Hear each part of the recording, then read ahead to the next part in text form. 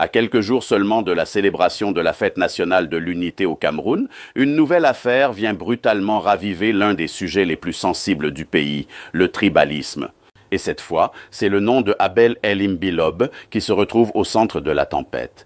Selon des révélations relayées par le lanceur d'alerte Paul Chouta, une plainte officielle a été déposée auprès du procureur de la République à Douala contre Abel El-Imbilob pour des faits extrêmement graves: apologie du tribalisme, incitation à la haine tribale et atteinte au vivre ensemble. Le document, daté du 13 mai 2026, aurait été introduit par Jacques Bertrand Mang, qui accuse ouvertement El-Imbilob d'avoir multiplié les déclarations hostiles contre la communauté bamileke. Et immédiatement, cette affaire prend une dimension nationale.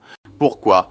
Parce qu'au Cameroun, parler de tribalisme revient à toucher l'une des lignes les plus sensibles de la société. Le Cameroun est un pays profondément multiculturel.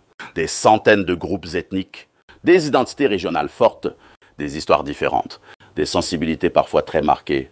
Et depuis l'indépendance, le pouvoir camerounais a toujours présenté l'unité nationale comme une priorité absolue. C'est même l'un des piliers du discours républicain officiel: préserver la cohésion, éviter les fractures identitaires, maintenir la stabilité nationale. Mais derrière ce discours officiel, le sujet du tribalisme reste omniprésent dans les conversations politiques et sociales, parfois de manière discrète, parfois de manière frontale. Et avec l'arrivée des réseaux sociaux, ces tensions sont devenues encore plus visibles. Aujourd'hui, les débats identitaires explosent régulièrement sur Internet. Accusations de favoritisme, discours communautaires, rivalités régionales et affrontements verbaux entre internautes. Dans ce contexte déjà extrêmement tendu, les prises de parole publiques de certaines personnalités deviennent immédiatement surveillées. Et c'est précisément ce qui arrive aujourd'hui avec Abel El-Imbilob. Depuis plusieurs années, El-Imbilob est connu pour ses interventions médiatiques souvent très polarisantes. Il occupe un espace particulier dans le débat public camerounais, provocateur pour certains, franc-parleur pour d'autres, mais régulièrement accusé par ses détracteurs d'alimenter des tensions identitaires. Et c'est justement cette frontière entre liberté d'expression et discours de haine qui se retrouve aujourd'hui au cœur de cette affaire. Parce qu'une question devient centrale: à partir de quel moment une prise de position politique ou communautaire bascule-t-elle dans l'incitation à la haine? Et cette question est extrêmement délicate dans beaucoup de sociétés africaines. Pourquoi? Parce que plusieurs pays du continent ont déjà connu des crises dramatiques alimentées par des discours identitaires. Le mot génocide évoqué dans cette plainte n'est donc pas utilisé au hasard. Il renvoie à une peur profonde présente dans de nombreuses sociétés africaines, la peur que les tensions communautaires deviennent incontrôlables si elles sont constamment attisées publiquement. Et dans le contexte camerounais, cette inquiétude est particulièrement sensible. Car le pays traverse déjà plusieurs fractures: fractures politiques, fractures sociales, fractures économiques et dans certaines régions, fractures sécuritaires. Dans un environnement aussi fragile, les discours identitaires peuvent devenir extrêmement dangereux lorsqu'ils sont amplifiés massivement sur les réseaux sociaux. Mais cette affaire révèle aussi autre chose: la montée des batailles judiciaires autour de la parole publique au Cameroun. Aujourd'hui, les réseaux sociaux ont profondément changé le rapport entre communication et responsabilité. Autrefois, certaines déclarations circulaient dans des cercles relativement limités. Aujourd'hui, une vidéo peut atteindre des centaines de milliers de personnes en quelques heures. Une phrase peut devenir virale immédiatement. Un extrait peut être partagé partout et les conséquences peuvent devenir nationales. C'est précisément pour cela que plusieurs États africains commencent à surveiller de plus en plus les discours considérés comme dangereux pour la cohésion sociale. Mais cette évolution pose aussi une immense question démocratique: où placer la limite entre la protection du vivre ensemble et la liberté d'expression? Parce que dans ce type d'affaires, deux visions s'opposent souvent. D'un côté, ceux qui estiment que certains discours doivent être sévèrement sanctionnés pour éviter les dérives haineuses. De l'autre, ceux qui craignent que les accusations de tribalisme ou de haine deviennent parfois des outils politiques utilisés pour faire taire des voix dérangeantes. Et c'est précisément ce qui rend ce dossier aussi explosif. Car au-delà d'Abel Elimbi-Lob lui-même, cette affaire ouvre un débat beaucoup plus large sur la parole politique, les limites du débat public et les tensions identitaires au Cameroun. Mais il faut aussi noter un élément symbolique extrêmement fort, le timing. Cette plainte intervient à l'approche de la fête de l'unité nationale. Et cela change énormément la portée de l'affaire, parce que cette période est justement censée célébrer le vivre ensemble, la cohésion et l'unité du pays malgré ses différences. Autrement dit, le contraste devient très puissant. Pendant que le pays prépare officiellement des discours sur l'unité, une affaire d'accusation de haine tribale explose dans l'espace public. Et cela révèle peut-être une réalité plus profonde. Le Cameroun reste traversé par des tensions identitaires que beaucoup préfèrent parfois éviter publiquement, mais qui réapparaissent régulièrement dans les débats politiques et médiatiques. La question désormais est simple. Cette plainte ira-t-elle réellement jusqu'au bout? Ou s'agit-il surtout d'un signal politique et symbolique destiné à rappeler que certains discours peuvent désormais avoir des conséquences judiciaires? Pour comprendre pourquoi cette affaire autour de Abel Elimbi-Lob prend une telle ampleur, il faut sortir du cas individuel et entrer dans une lecture beaucoup plus large du Cameroun contemporain. Parce que derrière cette plainte, il y a une question beaucoup plus profonde, celle de la fragilité des équilibres identitaires dans le débat public. Au Cameroun, la diversité ethnique n'est pas un sujet théorique, c'est une réalité quotidienne. Elle structure les appartenances sociales, les dynamiques politiques, les sensibilités régionales et parfois même les perceptions de justice ou d'injustice. Officiellement, le discours de l'État, incarné par Paul Biya, repose depuis des décennies sur une idée centrale, l'unité nationale. Cette unité est présentée comme un pilier fondamental de la stabilité du pays. Et c'est pour cela que toute accusation liée au tribalisme est prise très au sérieux dans l'espace public. Mais dans la pratique, le sujet est beaucoup plus complexe. Parce que les perceptions communautaires ne disparaissent pas simplement par des discours institutionnels. Elles évoluent, se transforment et parfois ressurgissent dans le débat politique ou médiatique. Et avec l'arrivée des réseaux sociaux, ce phénomène s'est amplifié. Aujourd'hui, chaque groupe, chaque opinion, chaque courant politique dispose d'un espace d'expression publique immédiat. Cela a des avantages évidents en termes de liberté d'expression, mais cela a aussi des effets secondaires importants. La polarisation des débats, la radicalisation des discours et parfois la circulation de propos très sensibles. Dans ce contexte, les figures publiques deviennent extrêmement exposées, parce qu'une phrase sortie de son contexte peut devenir virale en quelques heures. Un extrait de vidéo peut être interprété de plusieurs façons. Et un débat politique peut rapidement se transformer en affrontement identitaire en ligne. C'est précisément pour cela que les autorités judiciaires commencent à être plus attentives aux contenus considérés comme pouvant fragiliser la cohésion sociale. Mais cette vigilance soulève aussi un débat important. Comment protéger l'unité nationale sans restreindre excessivement le débat démocratique? C'est une ligne très fine. Et c'est exactement dans cet espace d'équilibre fragile que s'inscrit cette affaire. Du côté des plaignants, la logique est claire. Ils estiment que certains propos dépassent le cadre du débat politique et peuvent constituer un danger pour la paix sociale. Dans leur lecture, les mots ne sont pas neutres. Ils peuvent influencer les comportements. Ils peuvent alimenter des tensions. Et dans certains contextes, ils peuvent même contribuer à des situations de crise. C'est pour cela que la plainte évoque des termes très forts comme incitation à la haine tribale. Ce type de qualification juridique n'est jamais anodin. Il renvoie à des infractions graves dans de nombreux systèmes juridiques car elles touchent directement à la stabilité sociale. Mais en face, d'autres voix rappellent un principe essentiel, la liberté d'expression politique. Dans toute démocratie, les débats politiques peuvent être vifs, critiques et parfois même polémiques. Et la frontière entre critique, provocation et incitation peut parfois être difficile à tracer. C'est ce qui rend ce type de dossier particulièrement complexe pour les institutions judiciaires. Elles doivent arbitrer entre deux impératifs, protéger la cohésion sociale et préserver l'espace du débat public. Mais cette affaire met aussi en lumière un autre phénomène, la transformation des réseaux sociaux en accélérateurs de tensions politiques. Autrefois, les débats restaient souvent confinés dans les médias traditionnels. Aujourd'hui, ils sont instantanés, massifs et difficiles à contrôler. Un message peut être republié, commenté, détourné ou amplifié en quelques minutes. Et dans ce processus, le contexte initial est parfois perdu. Ce qui reste, c'est l'impact émotionnel. Et cet impact peut être très fort lorsqu'il touche à des identités communautaires. C'est pour cela que les autorités publiques observent de près ces dynamiques.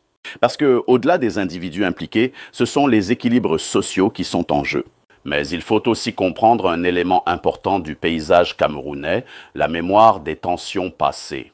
Dans beaucoup de pays, les débats identitaires sont sensibles, mais au Cameroun, ils le sont encore davantage à cause de l'histoire politique et sociale du pays. Cela crée une forme de vigilance collective, une sensibilité accrue, une attention particulière au discours public, et parfois une réaction rapide dès qu'un sujet touche à l'identité communautaire. C'est dans ce contexte que la moindre déclaration publique peut être perçue de manière très différente selon les sensibilités.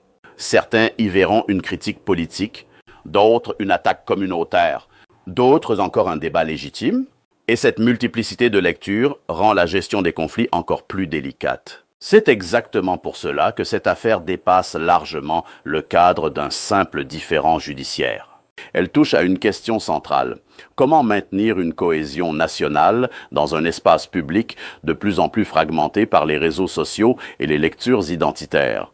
Et cette question ne concerne pas seulement les acteurs politiques, elle concerne aussi les médias, les influenceurs, les citoyens et même les institutions judiciaires. Parce que dans un environnement numérique, chacun devient un relais potentiel d'information ou de narration. Et chaque relais peut amplifier ou apaiser une tension. C'est dans ce contexte que cette affaire continue de susciter autant de réactions, non seulement à cause des personnes impliquées, mais aussi à cause du sujet lui-même, le tribalisme, l'unité nationale et les limites du discours public. La montée en puissance des réseaux sociaux au Cameroun a profondément transformé la manière dont les débats identitaires se construisent, circulent et s'amplifient. Dans le passé, les discussions sur des sujets sensibles, comme ceux évoqués dans l'affaire, impliquant Abel Elimbilob, restaient souvent cantonnées à des cercles politiques, des médias traditionnels ou des espaces privés. Aujourd'hui, ce n'est plus le cas. Chaque citoyen peut devenir producteur de contenu, commentateur, diffuseur et parfois même amplificateur de tensions. Les plateformes numériques comme Facebook, WhatsApp, TikTok ou YouTube ont supprimé les filtres traditionnels de l'information. Et cela change profondément la dynamique des débats publics. Une déclaration n'est plus simplement une opinion isolée. Elle devient un contenu potentiellement viral, et lorsqu'un sujet touche à des sensibilités identitaires, cette viralité peut devenir extrêmement rapide et difficile à contrôler. C'est dans ce contexte que les accusations de tribalisme, de discours de haine ou d'incitation à la division prennent une dimension particulière, parce qu'elles ne restent pas théoriques. Elles circulent, elles se commentent, elles se transforment, et parfois elles se radicalisent dans les interprétations. C'est là que se pose un défi majeur pour les institutions judiciaires. La justice camerounaise, comme beaucoup de systèmes judiciaires contemporains, doit désormais composer avec un environnement informationnel totalement nouveau. Autrefois, les faits arrivaient principalement par des canaux structurés, plaintes, enquêtes, médias traditionnels. Aujourd'hui, ils arrivent aussi par des vidéos virales, des publications anonymes, des captures d'écran, des audios partagés massivement. Et dans ce flux permanent, il devient plus difficile de distinguer rapidement ce qui relève du fait établi, ce qui relève de l'interprétation et ce qui relève de la rumeur. C'est précisément ce qui rend les affaires comme celle-ci particulièrement délicates. Parce que la justice ne peut pas se baser sur la viralité d'un contenu. Elle doit se baser sur des preuves, des enquêtes et des procédures. Mais l'opinion publique, elle, réagit immédiatement à la viralité. Ce décalage crée une tension permanente entre justice et perception sociale. Et dans certains cas, cette tension peut influencer le climat politique et social autour d'une affaire. C'est pourquoi les autorités accordent une attention particulière aux discours susceptibles de fragiliser la cohésion nationale. Mais cette vigilance soulève une autre question importante. Comment éviter que la lutte contre les discours haineux ne soit perçue comme une restriction du débat public? C'est un équilibre extrêmement délicat. Parce que dans une société démocratique, la liberté d'expression est essentielle. Elle permet le débat, la critique, la contestation. Mais lorsqu'elle est mal encadrée ou mal interprétée, elle peut aussi devenir un vecteur de tension. Et c'est exactement ce dilemme que révèle cette affaire. D'un côté, certains estiment que les propos attribués à Abel Elimbi-Lob justifient une réaction judiciaire ferme. De l'autre, certains considèrent que le débat politique doit rester ouvert, même lorsqu'il est controversé. Et entre ces deux positions, il existe une zone grise extrêmement complexe. Mais il faut aussi analyser un autre phénomène majeur, la radicalisation des perceptions en ligne. Sur les réseaux sociaux, les algorithmes favorisent souvent les contenus qui génèrent de l'engagement. Et les contenus les plus engageants sont souvent ceux qui suscitent l'indignation, la colère ou la peur. Dans ce contexte, les débats identitaires deviennent particulièrement sensibles, parce qu'ils touchent directement à l'identité des individus et des communautés. Et lorsqu'un sujet touche à l'identité, il devient émotionnellement puissant, ce qui explique pourquoi certains contenus peuvent se propager très rapidement, même sans vérification complète. Mais cette dynamique crée aussi un risque important, la fragmentation du débat public. Au lieu d'un espace de discussion rationnel, on assiste parfois à une multiplication de récits parallèles. Chaque groupe interprète les faits différemment. Chaque communauté lit les événements à travers son propre prisme. Et la compréhension commune devient plus difficile. Dans ce type d'environnement, la désinformation peut aussi se développer plus facilement. Non pas nécessairement par intention malveillante, mais parfois par simplification excessive, par émotion ou par interprétation biaisée. C'est pourquoi les experts en communication politique insistent de plus en plus sur la nécessité de développer une culture de vérification de l'information. Mais dans la pratique, cela reste difficile, parce que la vitesse de circulation de l'information dépasse souvent la capacité de vérification. Et dans les affaires sensibles, cette vitesse peut avoir des conséquences importantes sur la perception publique. C'est pour cela que les institutions doivent désormais faire face à un double défi, traiter les affaires judiciaires selon les règles de droit, tout en gérant l'impact médiatique immédiat des informations qui circulent.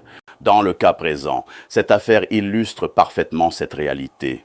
Elle montre comment un sujet lié au tribalisme peut rapidement devenir un débat judiciaire, un débat politique et un débat médiatique en même temps. Et dans cet enchevêtrement, il devient parfois difficile de distinguer clairement les frontières entre ces différents niveaux.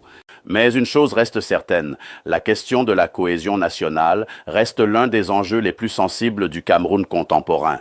Et chaque affaire publique qui touche à cette thématique rappelle à quel point cet équilibre est fragile.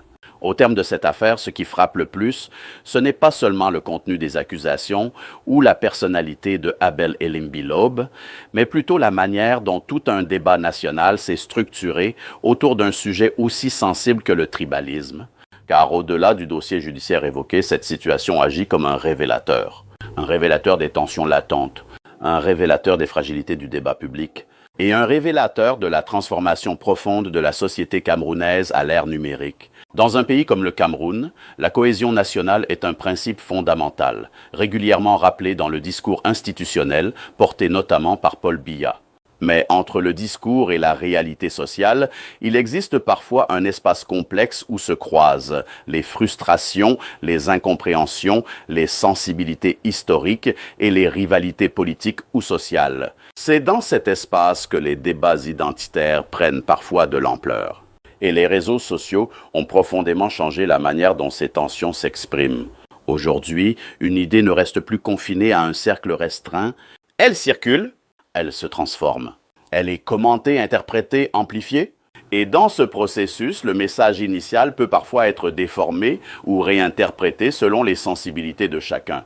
C'est là que se pose une question essentielle. Comment préserver un débat public sain dans un environnement où l'information circule plus vite que sa vérification? La réponse n'est pas simple, parce qu'il ne s'agit pas uniquement d'un problème juridique ou politique, c'est aussi un problème culturel, éducatif et médiatique. D'un côté, il est indispensable de protéger la liberté d'expression. Sans liberté d'expression, il n'y a pas de débat démocratique réel. Les citoyens doivent pouvoir critiquer, questionner, débattre, même de manière ferme. Mais d'un autre côté, cette liberté ne peut pas être totalement déconnectée de la responsabilité. parce que certaines paroles, dans certains contextes, peuvent contribuer à exacerber des tensions sociales déjà existantes. C'est pour cela que les accusations d'incitation à la haine ou de tribalisme sont traitées avec autant de gravité dans de nombreux systèmes juridiques. Elles touchent directement à la stabilité sociale. Mais le défi aujourd'hui, c'est que ces notions circulent aussi dans un espace médiatique saturé. Et dans cet espace, la perception publique peut parfois évoluer indépendamment des procédures judiciaires. Une affaire peut être jugée dans l'opinion avant même d'être examinée par un tribunal. Et cette réalité crée une tension permanente entre justice institutionnelle et justice perçue. Dans le cas présent, cette tension est particulièrement visible. D'un côté, une plainte formelle a été déposée, s'appuyant sur des textes juridiques existants concernant le vivre ensemble et la cohésion nationale. De l'autre, une partie de l'opinion publique interprète déjà cette affaire à travers des prismes politiques, médiatiques ou communautaires. Et entre ces deux lectures, il existe parfois un décalage important. C'est précisément ce décalage qui rend les affaires sensibles comme celle-ci si complexes à gérer. Mais au-delà du cas individuel, cette situation pose aussi une question plus large sur l'évolution du Cameroun. Sommes-nous en train d'entrer dans une nouvelle ère du débat public, où les réseaux sociaux deviennent le principal espace de confrontation des idées? Si c'est le cas, alors cela implique une transformation profonde des mécanismes de régulation de l'information. Parce que dans cet univers numérique, les anciens repères ne suffisent plus toujours. Les institutions doivent s'adapter, les médias doivent s'adapter, et les citoyens aussi. Il devient nécessaire de développer une culture plus forte de la vérification, de la nuance et de la lecture critique des informations. Sinon, le risque est de voir les débats publics se fragmenter encore davantage.